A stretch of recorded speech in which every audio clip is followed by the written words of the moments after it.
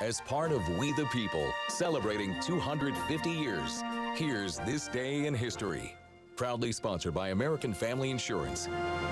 Well, as we count down to America's 250th birthday next summer, we're sharing our We the People series, the people, places, and things of the past that have shaped our country into what it is today. And Delaney, we're going to the university for this one. Yes, on this day in December of 1884, excuse me, so quite a while ago, the original Science Hall on UW-Madison's campus was destroyed by a fire. So luckily, all of the students were able to get out safely, but only some of the droves of scientific collections were able to be salvaged from this fire. So the original building that was made of wood ended up being torn down due to the damage. However, the University Board of Regents immediately started plans for another building. The design of the new build was focused on fire safety to prevent something like this from ever happening again. So the Science Hall that is still in use at UW-Madison today, you can see that there on your screen, was built mostly of steel and masonry, and according to the university, it is one of the oldest buildings